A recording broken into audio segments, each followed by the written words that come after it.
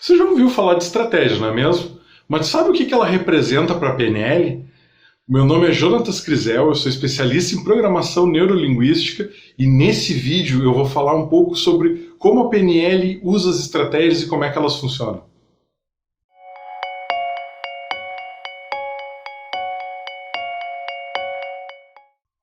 Estratégia é um padrão de comportamento que pode ser copiado ou reproduzido.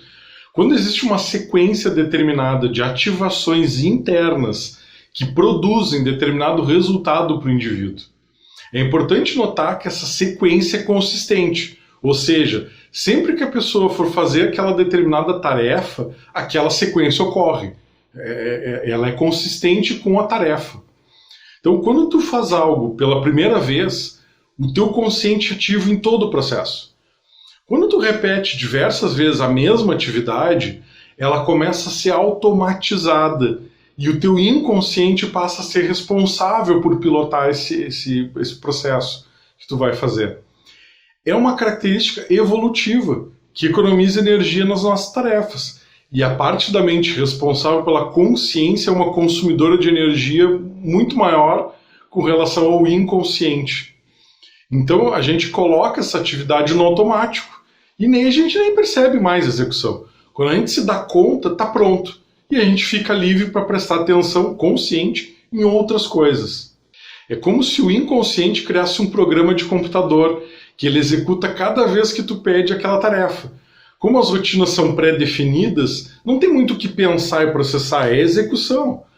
E a gente tem várias delas, para andar, para falar, para escrever, para dirigir, para escovar os dentes e por aí vai. Tudo que tu faz sem precisar pensar com atenção consciente é porque tem uma rotina inconsciente que já está armazenada e pronta para ti.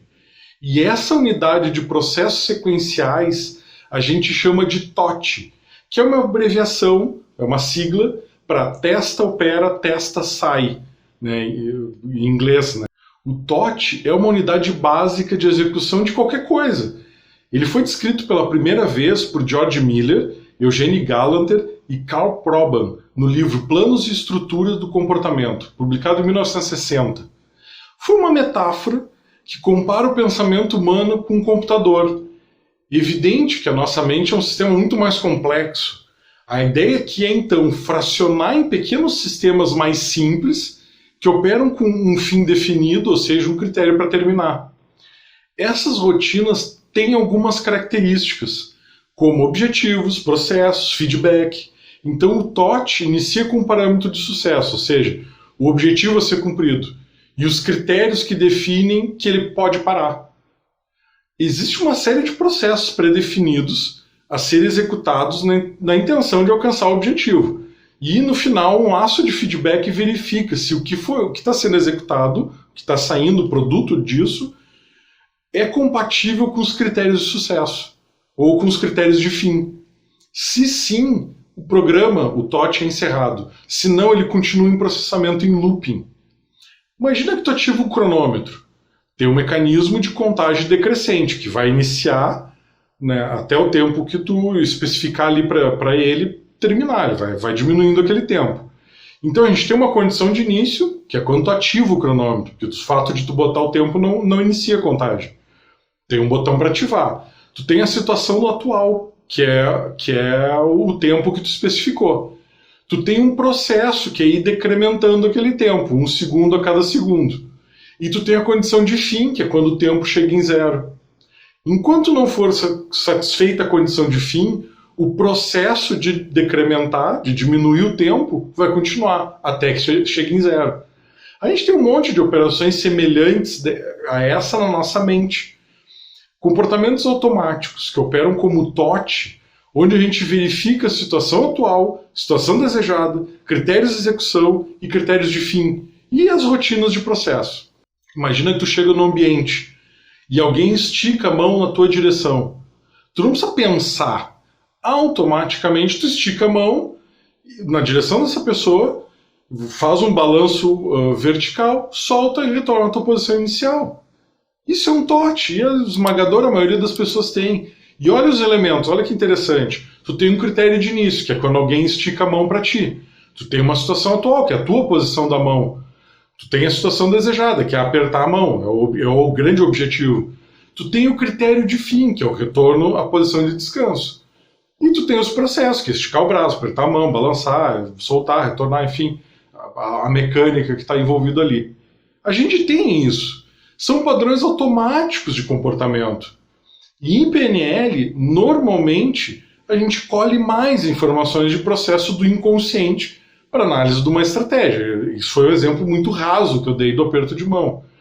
Mas especialmente quando ele é sofisticado. E quando afeta coisas que são mais valiosas do que só um aperto de mão também. O modelo da PNL pressupõe um contexto que inicia a estratégia, ou touch, guiada pela intenção positiva, né? A intenção positiva é um guia, que é a situação desejada, é como a gente gostaria de estar no final do touch, a partir de um estado emocional que permite que essa estratégia seja executada. Lembra, os estados emocionais são condições. Então a gente tem um ou mais processos que são inconscientes, que ocorrem e exibem sinais externos, não verbais, que permanecem até que o estado desejado, ou seja, a condição de fim ou de encerramento do touch, seja alcançada.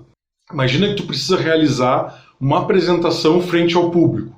Esse é o contexto que vai iniciar a estratégia. Então vai existir um estado emocional que permite a estratégia ser executada e uma série de processos internos que levam até o fim do processamento, com a apresentação concluída. Aqui começa a sutileza. Algumas pessoas ficam nervosas, outras não. O fato de ficar nervoso produz, em algumas pessoas, fenômenos semelhantes à gagueira, branco, vício de linguagem, enfim. Em outras pessoas, o mesmo nervosismo se transforma em empolgação. Um grupo de pessoas, em contrapartida, fica tranquilo na frente do público, fica bem calmamente. Outro grupo fica tão tranquilo que chega a ser monótono o jeito de falar. E tem mais um monte de possibilidades. Eu podia ficar aqui um dia falando de todas as chances. Cada uma delas gera um resultado como consequência, que pode ser ou não pode não ser satisfatório, mesmo com um objetivo considerado positivo. Quando ocorre uma estratégia disfuncional, a gente tem um indício de que algo nos processos, e esse estado de início é parte do processo, não está ok e pode ser modificado, pode ser melhorado, pode ser sugerido para ter melhores opções para operar. A PNL consegue identificar a sequência dos processos internos que são executados e propor alterações, ou baseado no modelo de outras pessoas que comprovadamente tenham mais êxito no mesmo contexto, ou no modelo do próprio indivíduo, que num contexto diferente tem êxito na realização de determinada tarefa. Eu espero que tu tenha gostado desse vídeo. Avalie ele aqui para mim, escreve aqui o que tu achou do vídeo, se tu te identificou com alguma coisa, teve alguma dúvida, enfim. E um grande abraço e até o próximo vídeo.